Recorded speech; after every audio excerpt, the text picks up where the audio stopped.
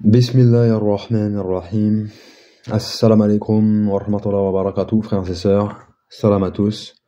Que la paix et les bénédictions d'Allah soient sur notre prophète. Je reviens avec une nouvelle vidéo pour faire un point sur la sourate Al-Kahf, suite à une révision d'une leçon d'un frère, d'un étudiant en sciences confirmées, qui a développé longuement sur la sourate Al-Kahf, pour nous expliquer un peu les bases et les secrets. Et donc, moi, je vais vous parler d'un truc très simple. C'est déjà la base de la sourate, c'est-à-dire, le fait que chaque histoire représente une fitna. Donc, les jeunes de la caverne représentent la fitna du din. Donc, je vais vous expliquer comment préserver votre din durant cette fin des temps. C'est les prémices de cette fin des temps, quoi. On voit bien qu'aujourd'hui, la situation est totalement chaotique. Les événements sont des signes mineurs, des signes majeurs. Donc voilà, il est temps de mettre des choses en place, il est temps de se réveiller, il est temps de se réformer, il est temps d'être des vrais adorateurs. Ensuite, donc, pour poursuivre, l'histoire des deux jardins représente la fitna de Dunya. Donc, comment se préserver de Dunya. L'histoire de Khidr et de Moussa, que la paix et les saluts soient sur eux, représente la fitna de la science. Et l'histoire de Dhul Qarnayn représente la fitna du pouvoir. Donc, commençons par la préservation du din. Donc, en méditant, donc en reméditant les versets, donc et la leçon, donc j'en ai tiré quelques points que je voudrais partager avec vous pour que vous puissiez les mettre en place, quoi. Donc, premièrement, hijra géographique. Si on vit dans une terre de koufr. Et c'est pas dit qu'on soit en sécurité, bien sûr, je dis pas qu'on sera en sécurité dans une terre musulmane, où les gens de la sunna sont détestés. Pour la plupart. Par la plupart, pardon. Mais bon, le plus important, ça restera la hijra spirituelle. C'est-à-dire que Al-Kahf, ça représente un peu le cœur impénétrable du croyant, dans lequel il se renferme intérieurement, pour pouvoir continuer à adorer pleinement Allah, justement, et conserver son din, sa lumière. Donc, j'entends par hijra spirituelle la retraite spirituelle, dans des coins isolés tels que les montagnes, les forêts, si on en a les moyens. C'est le fait, comme les jeunes de la caverne, d'implorer la droiture, le refuge et un adoucissement à notre sort, ou un adoucissement du décret d'Allah. Le fait qu'il ne nous humilie pas, le fait qu'il ne nous châtie pas, mais qu'il nous fasse augmenter notre foi, justement, qu'il accomplisse notre foi au summum, à travers les épreuves qu'il va nous faire vivre. On n'y échappera pas. Ensuite, l'état de dhikr abondant. Le prophète nous a bien dit que durant cette période, il y aura pendant la 3e GN, en fait, on va rentrer dans une période de famine, et la crise alimentaire est là, s'est accentuée depuis 2022, et elle ne fait que s'empirer. Donc, on risque fortement de vivre une famine, et la seule nourriture dont nous disposerons, c'est la nourriture de l'âme, la nourriture de l'esprit.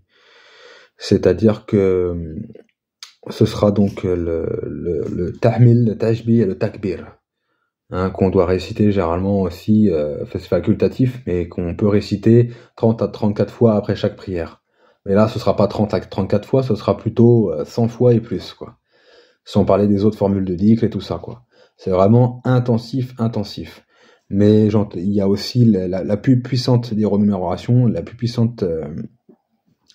des dhikr, ça restera la lecture du Coran, avec sa méditation dans la présence du cœur. Et aussi invoquer très fréquemment.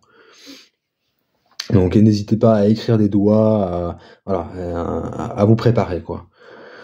Et donc enfin, donc quand j'entends par le Coran, vous savez très bien que la sourate 2 est connue pour être la plus protectrice, mais donc au moins la réciter tous les 3 jours, si possible 2 fois par jour, si possible 1 fois par jour, voilà, c'est chacun selon sa capacité.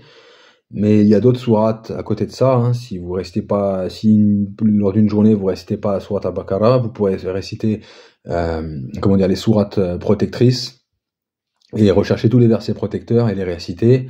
Donc la citadelle, la citadelle musulman en cite quelques-uns. Et donc voilà, c'est vraiment réciter toutes les doigts possibles du prophète. Ça va être pour se mettre une barrière de protection. Hein, j'ai envie de dire, après ça, vous serez des droïdes au casse, quoi, pour imager un peu. Et donc, se donner les moyens de se rapprocher d'Allah, avec donc en recherchant toujours la science. Hein, c'est le meilleur moyen de préserver son dîn. Et donc, et surtout, sa sécurité. Hein. Parce que dans l'égarement et dans le péché, Allah nous rappelle à l'ordre. Et il est dur en punition. Donc voilà. Et ce sera le moment aussi ce sera plus que le moment de faire des actions nobles. Hein. C'est dans la persécution que notre prophète a fait le plus de da'wah. Hein. Et ça ne l'a pas empêché de faire la da'wah, ça l'a pas empêché de faire des aumônes et de faire du bien, quoi. Et donc voilà. Troisième point, le désaveu des mécréants et des passionnés dans le dîn. Hein, ceux qui interprètent à leur sauce le Coran, qui croient pas à la moitié du discours. Ensuite, et à l'inverse, donc fréquenter les croyants pieux, c'est ce que nous commandent les savants, afin de s'enjoindre mutuellement, comme nous dit Allah dans plusieurs versets, la miséricorde, la vérité, l'endurance, la bienveillance évidemment, la piété et l'équité. Et mieux vaut être un groupe de 4 à 7 personnes que être solo en cette fin des temps. Enfin, lors de ces périodes de troubles. Et toujours prendre garde au chien, bien sûr. Le chien traître et grand menteur. Et quatrièmement, agir avec tact, donc surtout en terre de coufre, lorsqu'il s'agit d'aller chercher sa subsistance. Donc déjà, je vous conseille de faire beaucoup de provisions, sans plus attendre, et vous en rachèterez au cas où, voilà. Mais je pense que une crise alimentaire va s'accentuer vraiment, va prendre de l'ampleur dès 2025.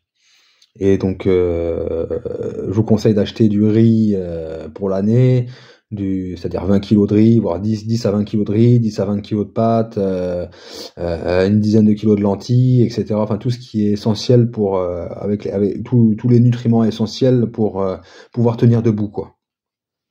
Et et comment dire, après, là, c'est aussi donc d'éviter la foule et mais c'est en aucun cas grignoter son dîn, quoi. C'est-à-dire je rase ma barbe, j'enlève mon voile, il n'est pas question de ça là, dans agir avec tact. Hein. Je pense que le prophète nous a dit on arrive dans des temps où il est plus que temps justement de montrer de la douceur et de propager la paix.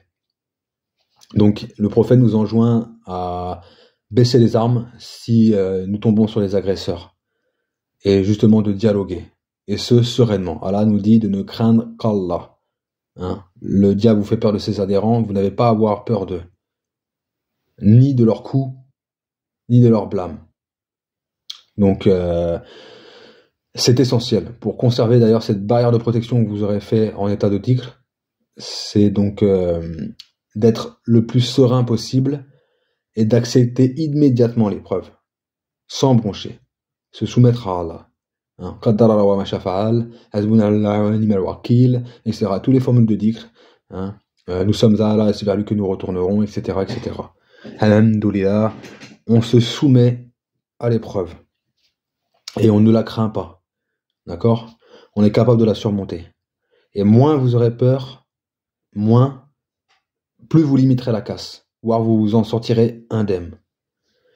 Et ne pensez pas que les causes, vos arts martiaux vont vous sauver. C'est une cause, Allah peut l'utiliser, peut faire en sorte que vous l'utilisez pour votre victoire, pour votre bien, quoi, à votre avantage. Mais c'est pas dit. Hein. Autant il y a des boxeurs qui ont mis à l'amende 2-3 cambrioleurs qui ont pénétré leur maison, autant t'as des champions d'arts martiaux qui face à 3 hommes se sont fait tuer. Hein. Tout dépend, voilà. Ça dépend de beaucoup de choses.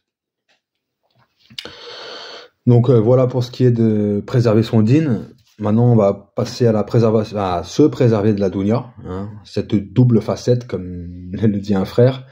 Et c'est exactement ça. Hein, Allah nous parle,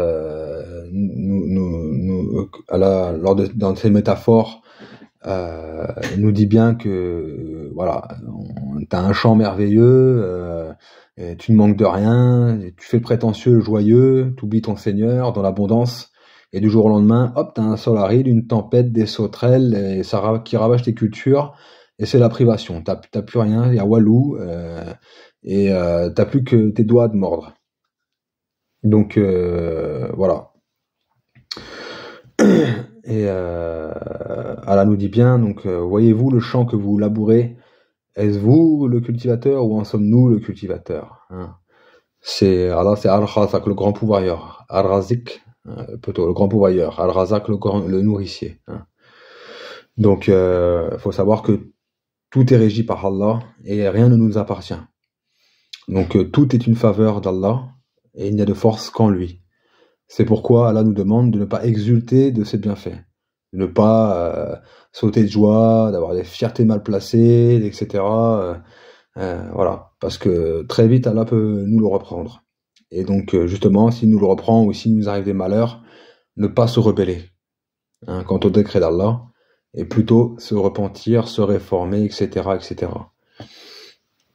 Donc seul Allah mérite d'être exalté. Et enfin, pour se préserver de dunya, la meilleure des choses, c'est de s'en détacher. Et pour s'en détacher, on en revient toujours à la même chose, le dhikr. Le dhikr, le dhikr, le dhikr, le dhikr. C'est ce qui va vous préserver, en plus de la salat, hein, de la turpitude et du blâmable, comme nous le dit Allah.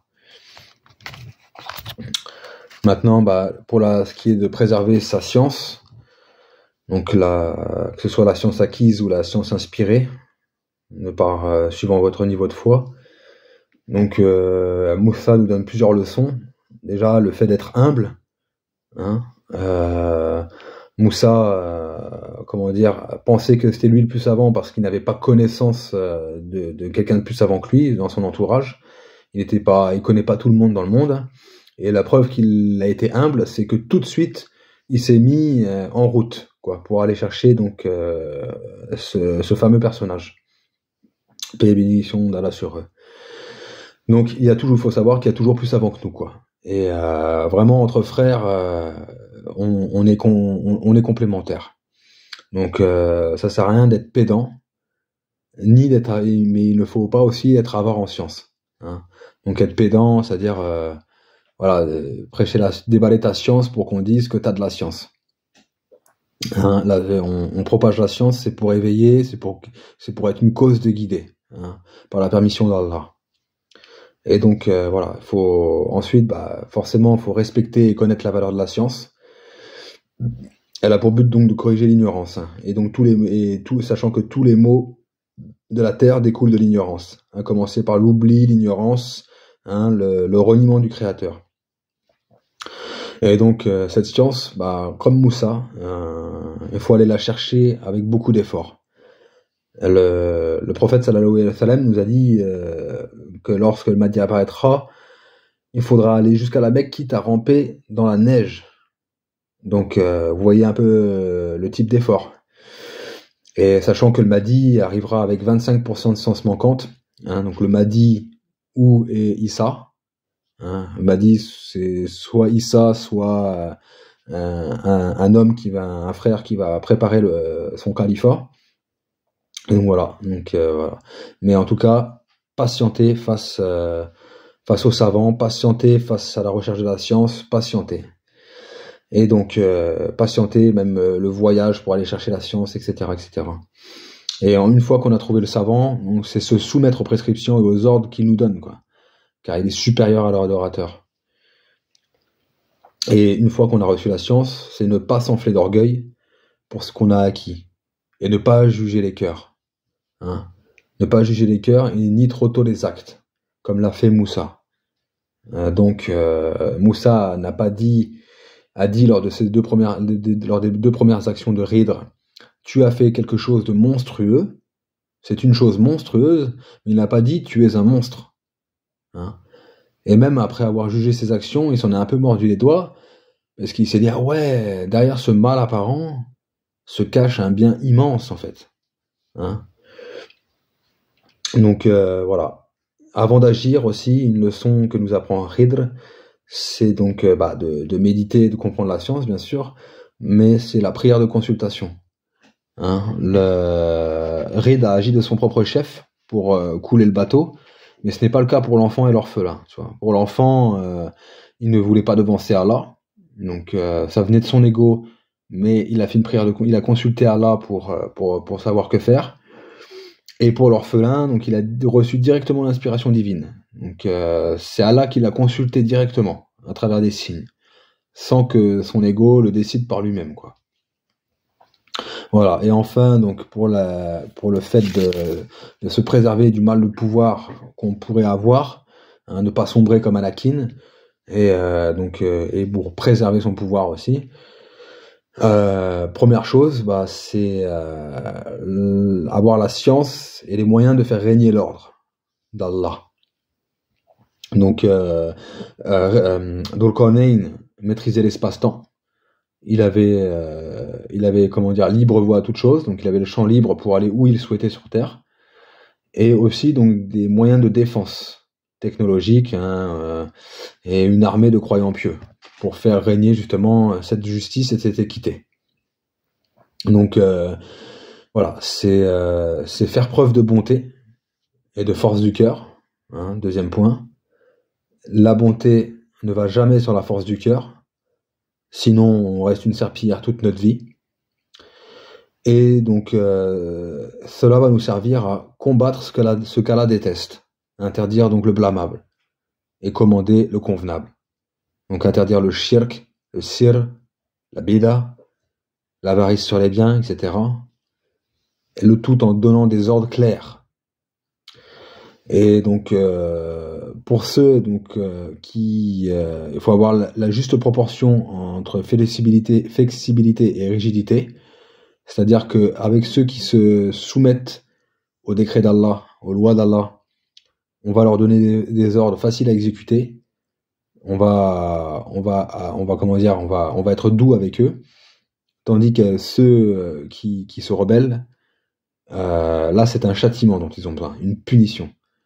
Et voilà, faut leur faire comprendre que c'est pas eux qui décident, mais que c'est Allah, et que Allah donne la force et la puissance à ses serviteurs, à ses alliés, à ses rapprochés.